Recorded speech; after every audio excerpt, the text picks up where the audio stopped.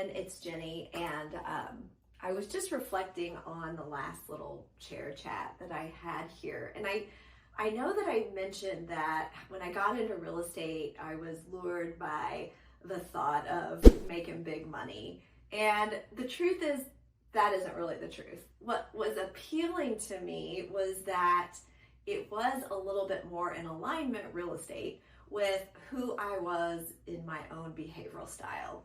For example, when I graduated from my master's degree in human relations, after many years of floating through my 20s, trying to figure out what I wanted to do when I grew up, like so many of us do, I finally landed a real job in an HR department. And what was happening at the time was I was sitting in an office by myself, white walls, no decor, behind a big computer screen, blocking the window where the people would go by, and at a desk on a computer all day long, working on payroll and benefits for this small startup company. Well, I took this job right out of my master's degree. I had gotten an internship there, and so they offered me a huge salary of $23,000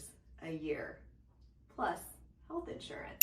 So that was just an amazing number to me at the time. Now this was back in the early 2000s, that this dollar amount was an entry-level fee for someone out of their college and in their master's degree. So the idea here is that I was in a career that was lonely and not in alignment with my behavioral style. So the lesson here is that first off, just know who you are and your behavioral style, or know how you operate and show up best. Because see, I had been waiting tables. Why do you think I kept waiting tables through those years? It was because that's where I got to people.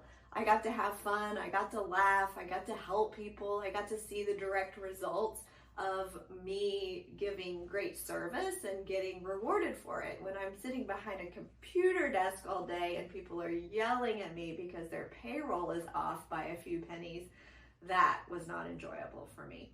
So the lesson in this little chat here today is when I finally found later on in my real estate journey out who I am, my style, how I show up best for people and in my life, then I could put that into play when I'm helping buyers and sellers and clients through real estate.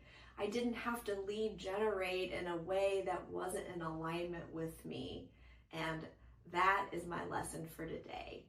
Find out who you are and apply that to your business so that you show up in your fully authentic and true self with joy and happiness, and that's when all the success will come your way. Let me know what you think in the chat below.